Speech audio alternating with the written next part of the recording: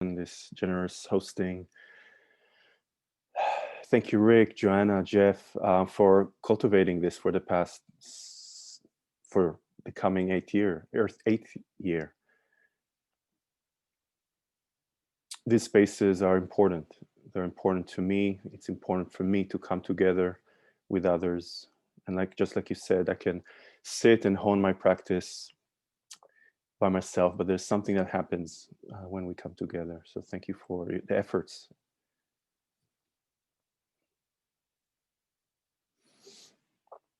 Mm.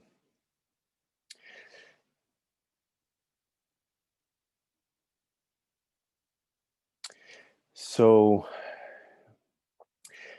I would love to speak a little bit about my intention for the day and share it with you. And I'm also aware that we may have a wide variety of experience and intentions and practices in the room. So first and foremost, I just want to invite you to take whatever works for you. I was humbly invited to speak and share with you my practice, what happens with me when I'm sitting on the cushion, and hopefully it will be of benefit. But you may have your own practices, and maybe you're here really just to dive into the depths of the silence.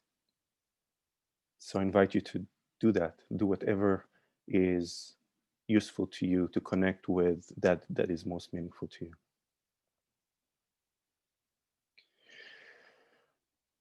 Hmm. I also want to acknowledge, just take a moment. I'm calling from Harlem, from New York City. I'm very curious to know where folks are from. If you'd like to share, maybe in your name tag, you can rename yourself with your name, just so I get a sense. And I have a feeling we're a pretty international group. I already see names that I recognize from different countries. And that's also a very precious thing that happens, especially with technology. And what one meditation is offering is that we're actually able to connect globally and raise the awareness frequency around the planet just by being coming together.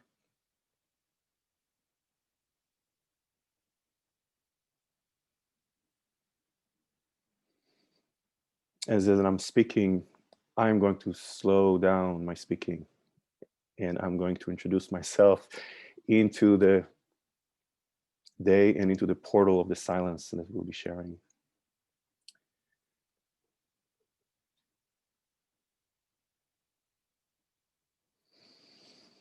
Hmm. I want to acknowledge the land that I'm on, and this land has been stewarded by the Lenape people for hundreds of years. So I want to acknowledge that, and I want to invite and invoke their presence here with humility and appreciation, not to take for granted the bounty that's available to me and to each one of us wherever we're from. And I see Belgium, and I see Canada, and I see Germany, and New York, and Ohio, and I see more. Wonderful. So as we're consciously Montreal, thank you. As we're consciously about to step into a 4-hour journey together, I invite us to just take a moment and take a deep breath and just acknowledge your body right here.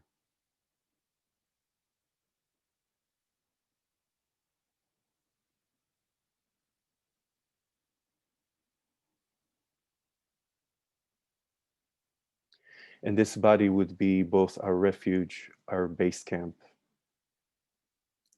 and the gateway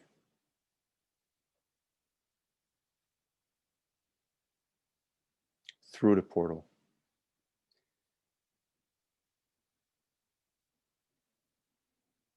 into the land of this moment. We never really leave it, but our minds do.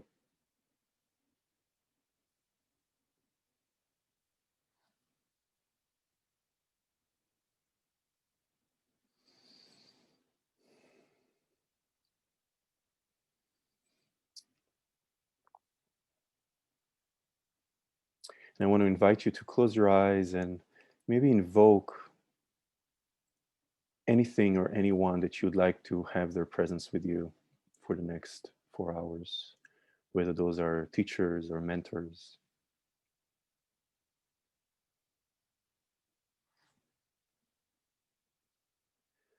perhaps ancestors, your lineage.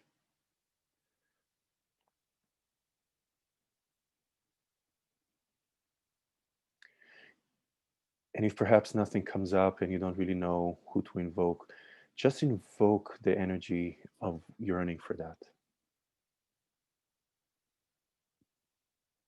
And let your mind surprise you by whoever shows up.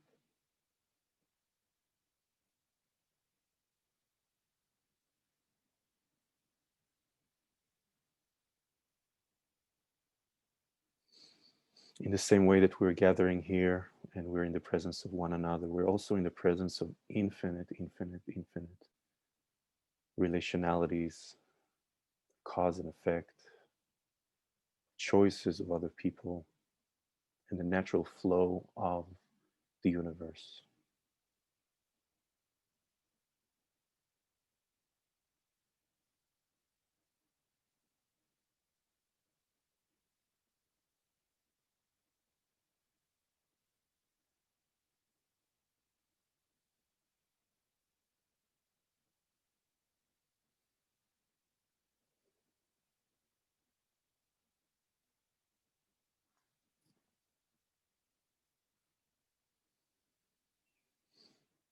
And as we slowly stepping in into this deeper space, slowing down, remembering our body, our breath, our entire sensory experience,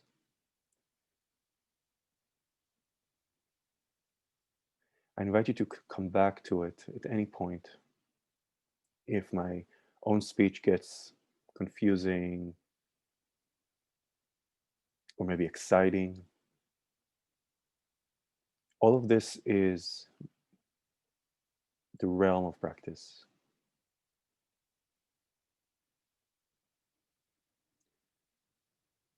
Your experience is so much more important than what I'm saying.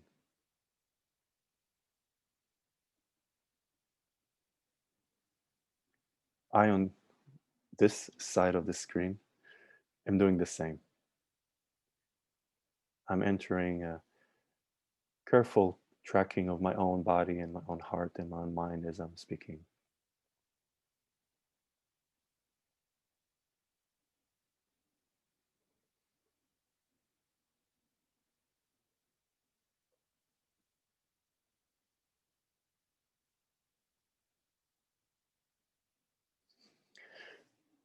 And as I was sitting and bearing witness to what was coming up for me as I was preparing for sitting together and knowing that I'll have the privilege of your attention,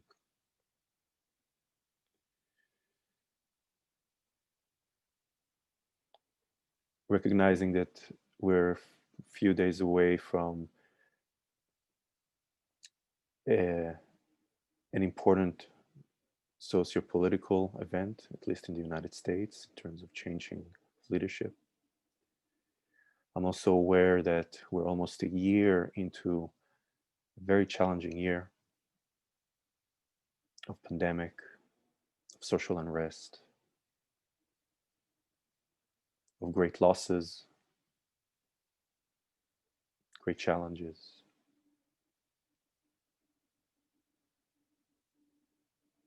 We've just started a new year, 2021.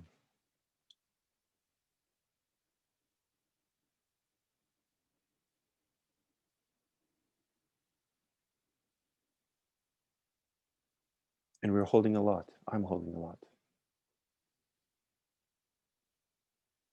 So, with this renewed hope that I've been feeling and this renewed momentum with the new year, I was looking at the sense of this cycle of sovereignty.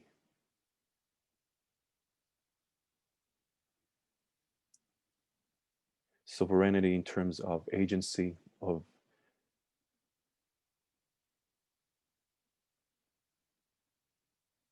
maintaining a clear choice of my awareness. That's the extent that I step into relating to free will. My free will is really limited to the choice of being aware. And maintaining that choice is the practice of sovereignty.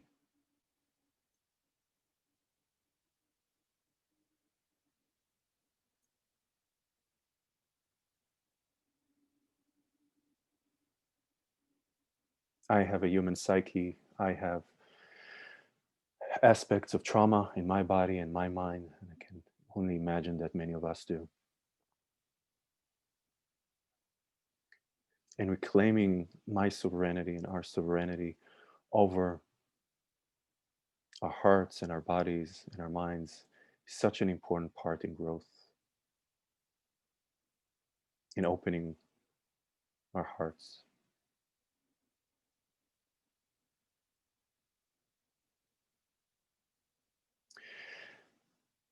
So, as I was looking at this aspect of myself and in my practice of how am I relating to my mind and my heart and others, I recognize perhaps four models of sovereignty or leadership in a more simpler term. And I want to speak of them in relationship to meditation, in relationship to my mind and my heart.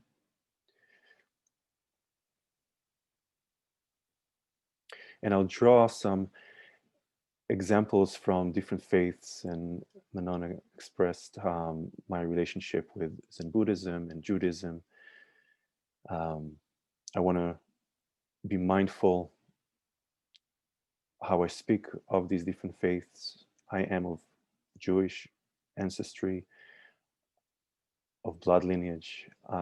I'm grateful to have been partaking in the Buddhist lineage as it moved to the West from the East, from Japan and China. I want to be mindful that even as I speak of it and as I may use terminology from Buddhist lineages or lineages that simply my blood is not from, I want to acknowledge that there's a greater context to where these teachings come from. I want to acknowledge the cultural,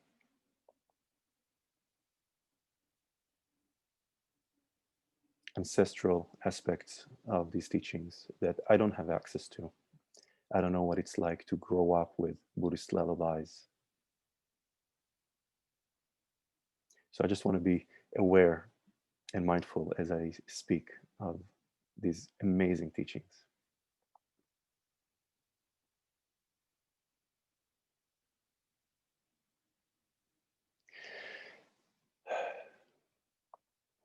So the first state of mind of sovereignty or leadership that I find myself very often, and I can imagine many of us do, is the sovereign of the tyrant.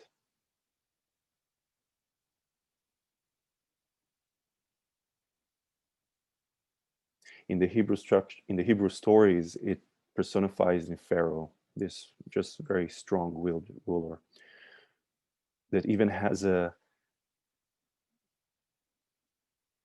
audacity to believe that he created everything, and he created the Nile, the river, the flow, the abundance. And I know that in me. I know what it feels like to know that I got this, that even the flow of my experience is somehow under my control. And I have my domain. Even here, I'm sitting before you, and I have my computer, and I have my notes, and I have my phone, and I have my water, and I'm controlling my domain. And that's important.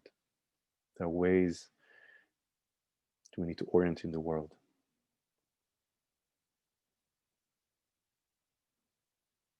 But there's no space there. There's not a lot of heart either. That place of the tyrant is also could be looking a place of worthlessness,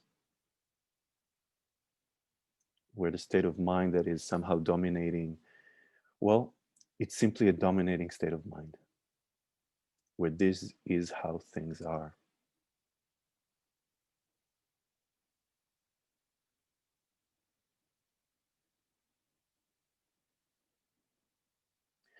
In a more subtle experience of meditation, this is really simply the experience of this experience is my own. I have a strong sense of self. I know I'm sitting here. This feeling, this thought, they're mine. Maybe they belong to me. Maybe I believe I'm experiencing my psychological self and I really am invested in exploring and liberating my psychological self. I'm still thinking in terms of my own and myself. That too is a pharaoh state of mind. And it's natural. It's part of the cycle.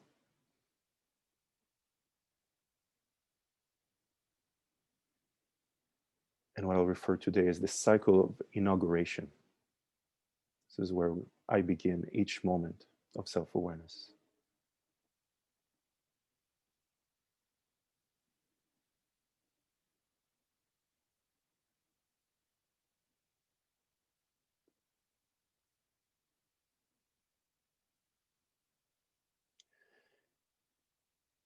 So, as I'm sitting with any moment, and I'll be sitting with you, and all of us will be sitting together for the next few hours, we'll meet a moment. There'll be a recognition that this is us, we're sitting here. Is there space? Is there wonder?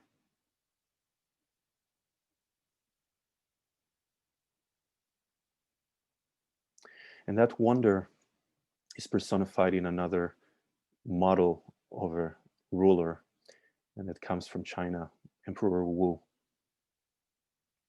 And there's many exchanges between Emperor Wu and Bodhidharma, who is the first Zen ancestor.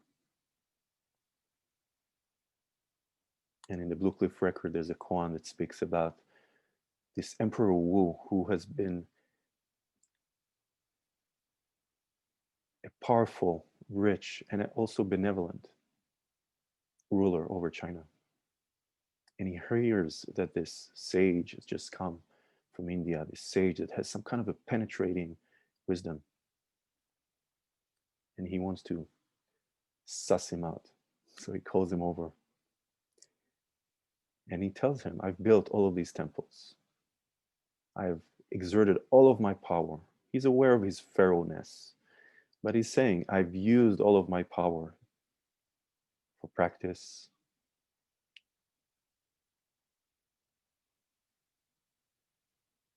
for developing others, people's well being. What is the merit of all of this?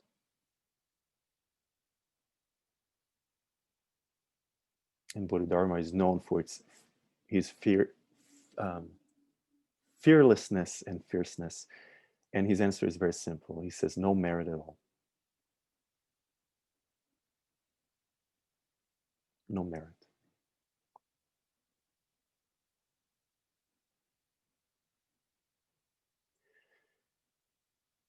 So Emperor Wu shows us that there's at least a question. Otherwise, he wouldn't have invited this wise person. So as we will be sitting in meditation, is there a moment where our inner knowing can lean a little bit into what's the merit of this? Is there something more? There's a glimpse of humility.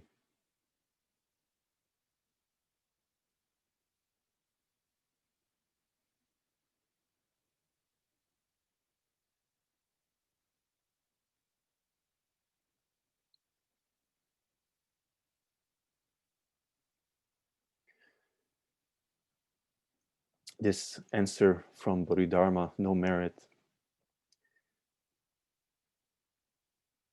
can sound insulting. And sometimes that's what our inner rulers need. So the first half of this cycle of inauguration is softening and sometimes dethroning our inner ruler, even the one who manages our meditation, even the one that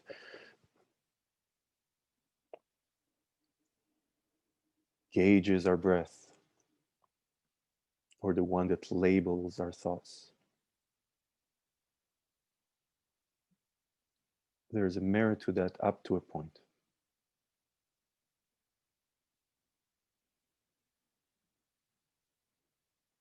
And at one point, if there is some openness, or at least the yearning to experience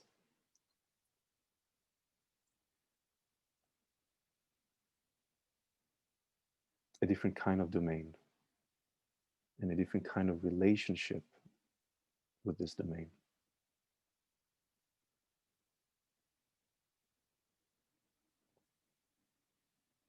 This domain is a field. It's the field of our senses and our thoughts and our feelings, our perceptions.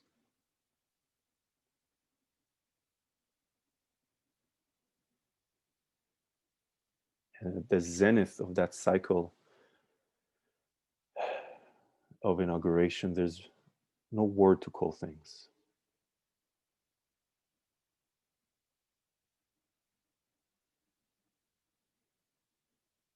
I want to pause here for a moment. I want to take a breath. I want to invite you to take a breath and just be aware of your body again, being here.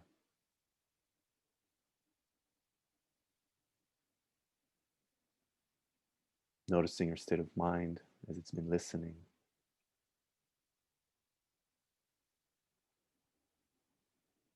Noticing your heart.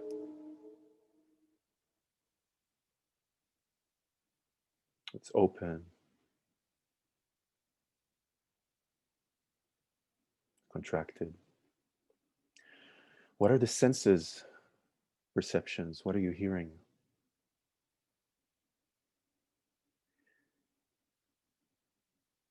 And as you connect with these different perceptions, no need to name them. Be at that zenith of that circle. Just be in it.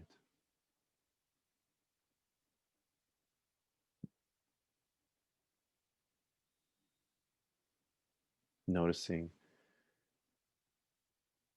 the mind of Pharaoh, who's trying to assert an explanation or reality, or even Emperor Wu, who is wondering, is there more? So for a moment, be there with Bodhidharma's no merit. Just this.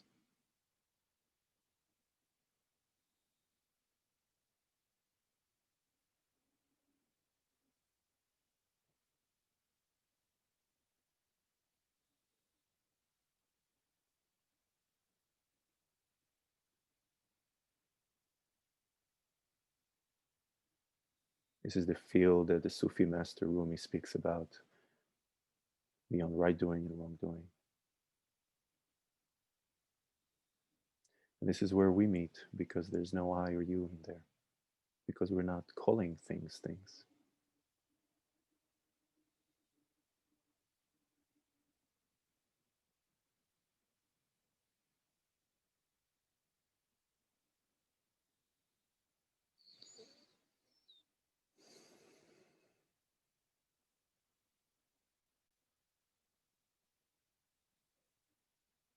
So this is a place rife for practice, and we'll be practicing through that place in the cycle, because this cycle will continue moment after moment throughout the next few hours.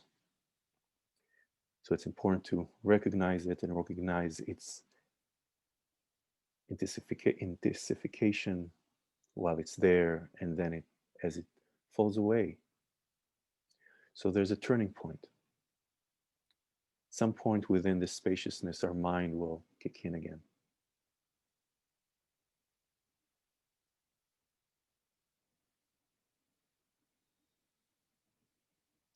To a degree, it's not even up to us. It will either return to a pharaoh state of mind, or if there's an openness, and again, this is actually not up to us. This is just where trust and faith comes in, is where we can remain in this field and become the master of that field. We're aware of our awareness in this field. We're not zoned out anywhere. We're here. We're perceiving.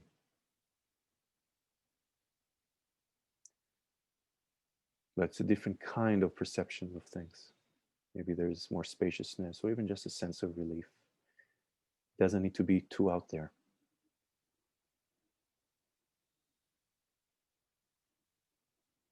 And there's a wonderful teaching by a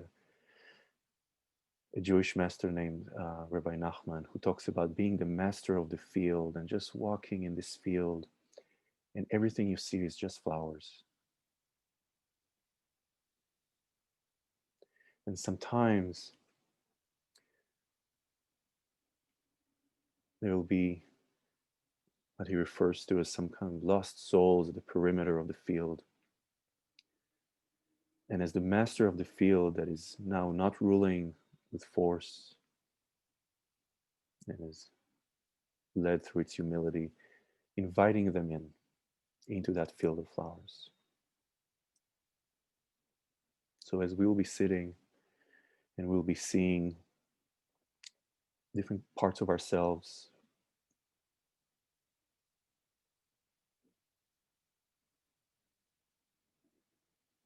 whether they're ones that we love and like, as the flowers are, or perhaps they're some aspects of ourselves that we feel ashamed of or angry, confused about. We invite them into that field.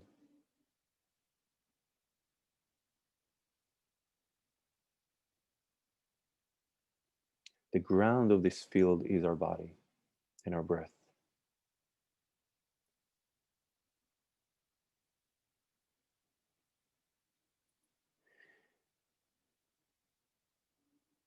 And every time our mind moves to explain or say anything, just bring it back into the reality of the ground of this body, this field. Every time we do this, we nurture the ground. We rekindle the sovereignty of our ability to choose where we place our awareness, and also expanding the field to include more. So the practice is very simple.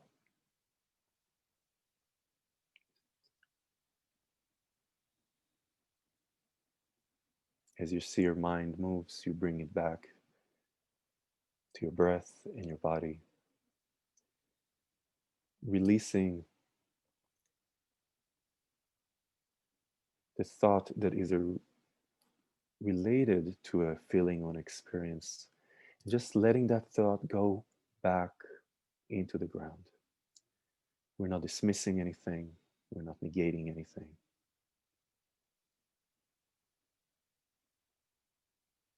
The thoughts actually want to be absorbed by the body, by the field, by the ground of our bodies. But they're afraid, and that's why they stay in thought form. So when we release the thought and come back to the feeling of the body, the feeling that is behind the thought, we're nurturing this body. And again, through this body, then we're entering the presence of this moment.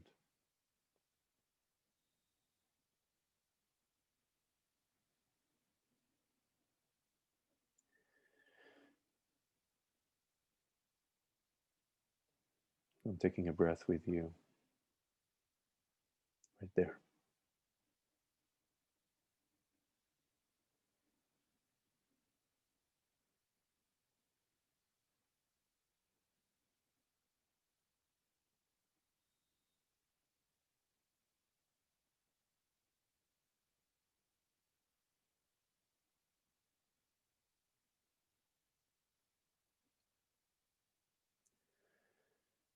The last part of the cycle of inauguration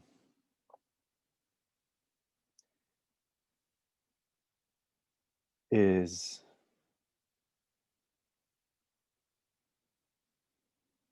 a step beyond even being the master of this field. And to relate to it, I'll invoke a very powerful poem, and I'll read only part of it. But that's from a unknown Gnostic writer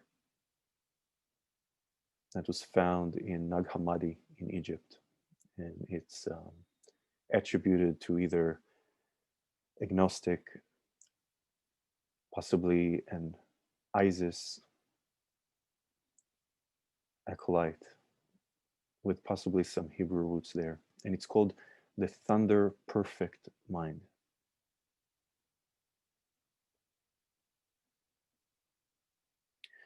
And before I read it, I just want to acknowledge that all of the other models that I related to, whether it was Pharaoh or Emperor Wu, Bodhidharma, or even the master of the field, they're all male. That's how they're brought down to us.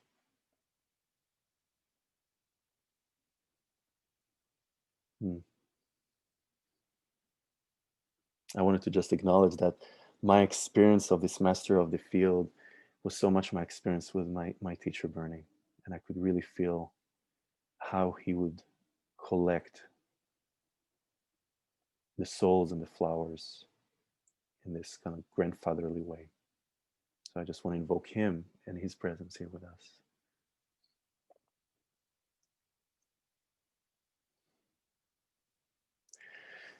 That fourth model, this thunder perfect mind, is actually written in female first and third person. And it's heralded as a powerful invocation of a goddess energy.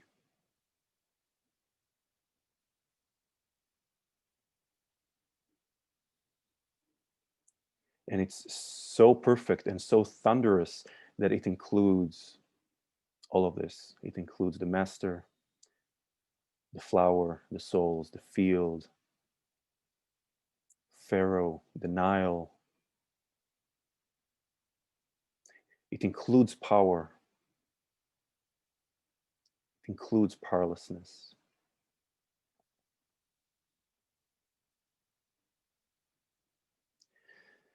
And this is just a part of it. I was sent forth from the power, and I have come to those who reflect upon me. I have been found among those who seek after me, look upon me, you who reflect upon me, and you hearers who hear me. You who are waiting for me, take me to yourselves. Do not banish me from your sight. Do not be ignorant of me anywhere. Be on your guard. For I am the first and the last. I am the honored one and the scorned one. I am knowledge and ignorance. I am shame and boldness. I am shameless and I am ashamed. I am strength and I'm fear. I am war and I am peace. Do not hate my obedience and do not love my self-control. In my weakness, do not forsake me and do not be afraid of my power.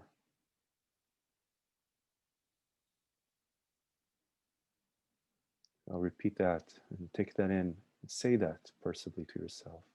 In my weakness, do not forsake me, and do not be afraid of my power, your power.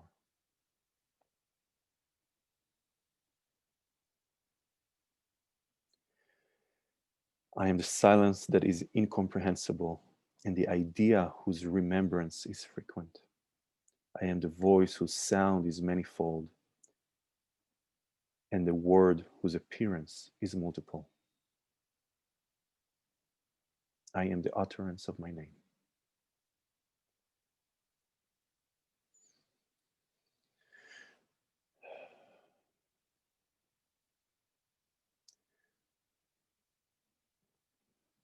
So, in a few moments, we'll hear a bell that will usher us into a transition where you can take care of yourself, your needs, your body, any nurturing or nourishment you need, and then we'll reconvene at the round hour. I invite you to keep that strand and stability of attention, returning to this field, returning to this cycle, waking up to the moment of mind, bringing in some wonder and humility, not knowing into what is this experience, bearing witness to the totality of experience rooted in our bodies, and then including it all. And that's simply the cycle of this moment to moment experience that we've been gifted as humans.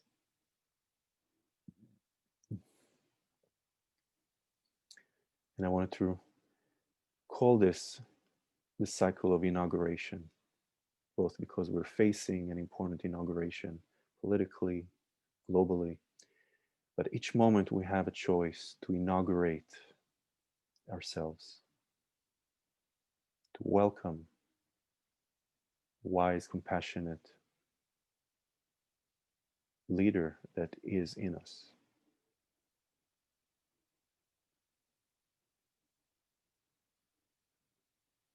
And to meet our domain with that compassion and that openness.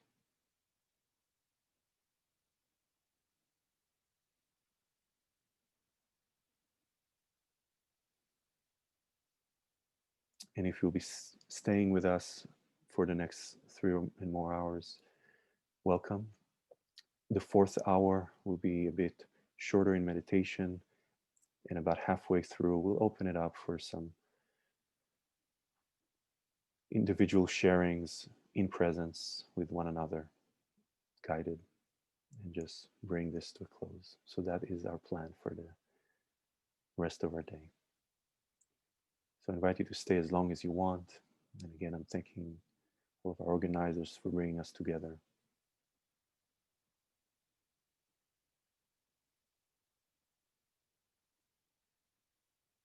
And I'll be meeting you in my breath.